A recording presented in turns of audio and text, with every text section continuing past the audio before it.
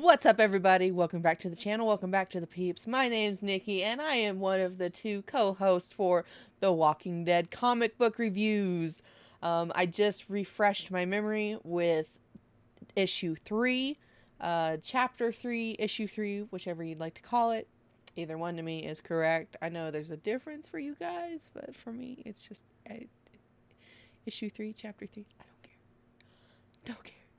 Anyway, so I just finished rereading chapter 3.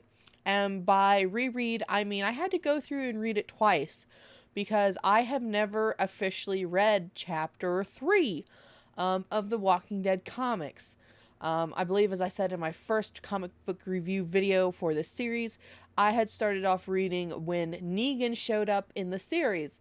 And everything before that, my only knowledge is from the TV show, and the TV show and the book series is very, very, very different. Very different so far from what I'm seeing. There's different characters. There's different ways that the story comes out. But anyway, on to the review. So like I said, I just read issue 3. And so Rick is at the camp. Glenn obviously saved Rick in the last issue. They are at the camp. He is reunited with his wife, Lori, and his son, Carl, and Shane, his partner, who worked with him on the sheriff's department. Now, going through this, it seems like Shane is happy that he's back. Everybody's happy that he's back. He gets introduced to people. I don't remember everybody who he gets introduced to, but there's a couple differences between the comic and the movies, such as Carol doesn't have a husband in this series where she did in the TV show. A very abusive husband, by the way. So I'm very curious as to see how these next couple chapters are going to turn out. But anyway, Rick gets introduced to a bunch of people, and he is welcomed into the camp and is made to feel right at home. And as the chapters progress, we see that Rick is suffering from what seems to be like some PTSD. When him and Lori are snuggled up at the campfire late at night, he's actually shaking. He's trembling, which is a PTSD episode that can happen. You can shake, you can tremble. Basically, trauma. Rick has some trauma, which, I mean, do we really blame him at this point after everything that he's been through? If the man didn't have some trauma, I would be very, very worried. Very worried. So anyway, we go through, it's the next day, and we go to find out that Rick and Shane are going hunting. We don't think anything about this, you know, they're buddies, until I believe it is Dale that goes into the camper and tells Rick that Shane has been trying to get with Lori since they got here.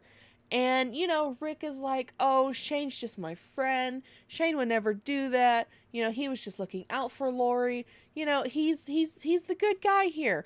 So keep that in mind as we go through.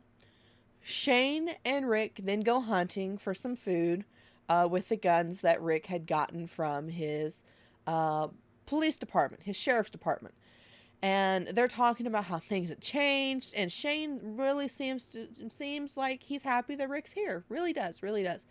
So skip back to another part of the chapter where Lori and a bunch of the other women are going to wash some clothes. They're washing clothes. Lori seems very, very happy to have Rick back. It seems like a genuine type of happiness, whereas we know in the show, she acts happy, but then she goes and has sex with Shane out in the woods. That hasn't happened yet. I don't know if that's going to happen yet, but that's what happens in the show. I don't know if it happens in the comics yet, but we will see. We will definitely see. So far, it seems like Lori is very genuinely happy that Rick is back. She goes on telling a story about how her and Rick had met.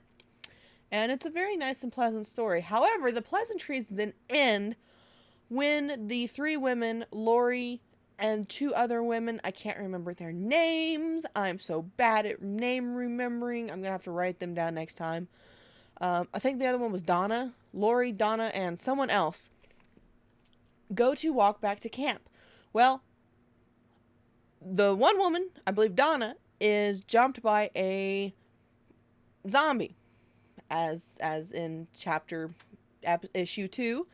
Elijah said that we're just going to call them zombies until they are given the actual official name. So she is jumped by a zombie, and she is saved by, I believe it's Dale, who's out chopping wood. Takes the zombie's head, clean off the top, and ends up saving Donna. Now, I guess they end up shooting the zombie's head, and Rick and Shane come running back after they had their own encounter with a zombie who was eating a deer. They come back, and Rick and Shane. Nope. Rick and Lori embrace, and they seem really, really happy that, you know, neither one of them's hurt. Nothing's wrong. It's all fine and dandy. Well, and then the next panel is Shane just kind of giving that look of like a jealousy, a wish of, like, I wish that was me hugging Lori. Like, why does Rick get to be the one hugging Lori? So then we get to see a little bit of maybe Dale was right. For those of you who have not, you know, obviously read the comics or seen the show. Yes. In issue 3, not a whole lot happens. We get into a little bit of the background between Lori and Rick. We get to know Shane's little jealousy side a bit, and then that opens up doors, tremendous amounts of doors for the next upcoming issues to come. But with that being said, thank you guys so much for watching. If you guys happen to like, make sure to give it a big thumbs up. Check out the other videos here on the Peeps. We do a lot of different content, not just Walking Dead reviews. And also go check out issue 1 and 2 reviews if you guys haven't already. Elijah does an excellent review with his issue 2, so please go check it out. Thank you guys so much for watching, and I will see you guys in the next video. Bye!